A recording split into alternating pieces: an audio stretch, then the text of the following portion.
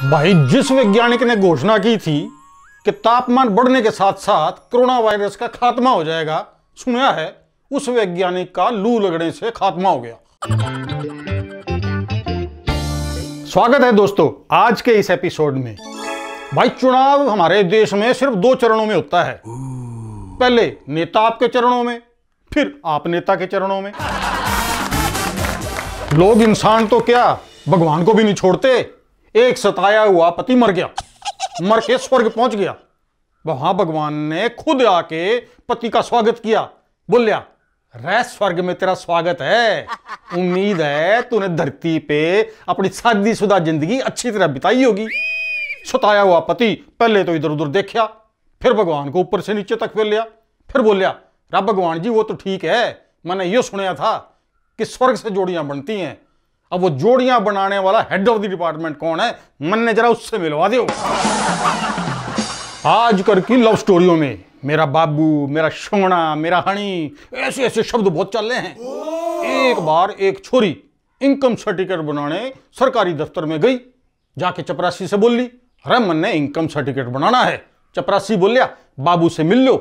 छोरी ने तुरंत बॉयफ्रेंड को फोन लगाया, बोली रे मेरे बाबू, मैंने तो बेरा कोई नहीं था, तो इनकम सर्टिफिकेट भी बना है। एक बार एक चोर बड़े सेठ जी के घर में चोरी करने घुस गया। सेठ जी की नींद खुल गई खटपट सुन के। बोलिया रे कौन है? चोर बोलिया म्याऊं। सेठ जी फिर बोलिया रे कौन है? फिर बोलिया म्याऊं। सेठ जी फिर बोलिया रे कौन है? चोर बोलिया रे तेरे सुनता कोई नहीं, बिल्ली हूं बिल्ली। पांडू बेवड़े की शराब पी पी के तबीयत खराब हो गई, डॉक्टर के पास गया।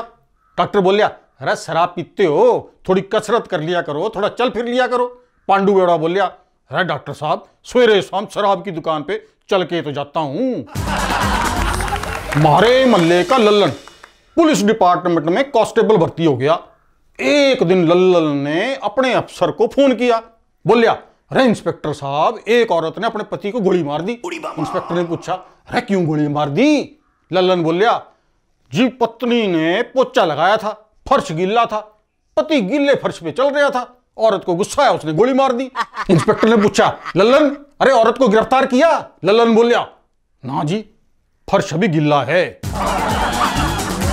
हमारे देश और विदेश के कल्चर में बहुत फर्क है। हमारे देश के एक शहर की छोरी रात भर घर नहीं आई, सवेरे आई और बोली अरे पापा जी मैंने शादी कर ली, पापा जी ने हार्ट अटैक हो गया। अब विदेश की बारी, वहां एक छोरी रात भर घर नहीं आई, सवेरे आई, बोली पापा जी मैंने शादी कर ली। पापा जी बोले ठीक है बेटा, कोई नहीं, आराम कर ले, पर अगली बार मेरे को बताना मत भूलियो। आजकल के छोरे बहुत शरारती हुए हैं। एक लौंडे ने अपने पापा से क्या, पापा मैंने आईफोन ले दो। पापा बोलिया अरे पैसे कोई नहीं मेरे पास। अगले दिन पापा अपनी बीवी के साथ पार्क में घूमने गया। लौंडा वहां पहुंच गया, बोलिया अरे पापा, जो कल आंटी को घुमाने लाए थे वो तो मां से भी अच्छी थी। तारीफ हर औरत की कमजोरी हो है। एक औरत ने भिखारी को झड़कते हुए कहा अरे हट्टे कट्टे हो, जवान हो, कोई मजदूरी क्यों नहीं करते? भीख मांगना बुरी बात है। भिखारी बोलिया अरे मैडम आप भी तो हसीन हैं, कमसिन हैं, सुंदर हैं, फिल्मों में हीरोइन बन सकती हैं, फिर फिल्मों में काम करने के बजाय घर में काम कर रही हो। औरत बोली रुक मैं तेरे लिए कुछ लेके आती हूं। भिखारी ऐसे जुगाड़ू होते हैं।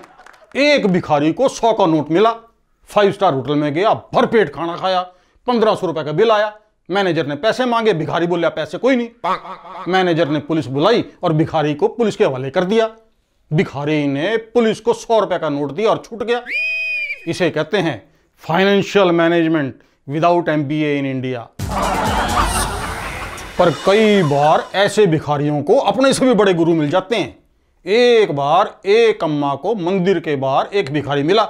भिखारी बोलिया अरे अम्मा जी कुछ दे दो। अम्मा बोली अरे 500 रुपए हैं, 400 छुट्टे हैं। भिखारी बोलिया हैं। अम्मा बोली बहुत बढ़िया, 400 रुपए का कुछ खा ले।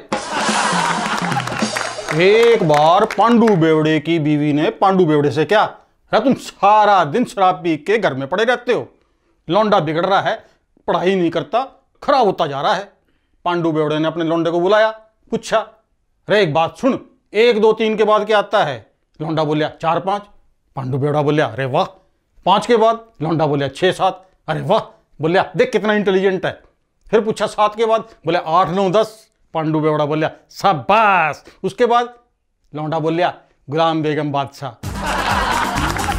पांडु बेवड़े ने मोबाइल कंपनी के कॉल सेंटर में फोन किया, बोलिया अरे मैडम जी, मैं तो फोन भी नहीं करता, ज्यादा बात भी नहीं करता, फिर भी मेरा बिल बहुत ज्यादा आ रहा है। मैडम बोली तो आपका प्लान क्या है? पांडु बेवड़े बोलिया जी कुछ खास नहीं, मार्केट जाऊंगा, चखना लाऊंगा, क्वार्टर मारूंगा, मैच देखूंगा, आप अपनी बताओ। और आज का कुविचार, वैसे तो मेरे को रेल बजट से कुछ खास उम्मीदें नहीं थी, पर एक ख्वाहिश जरूर थी, रेल शौचालय में गलत मोबाइल लिखने वाले को 7 साल की कैद का प्रावधान जरूर हो। तो दोस्तों आज के लिए बस इतना ही। स्वस्थ रहिए, मस्त रहिए, फिर मिलेंगे एक नए एपिसोड के साथ।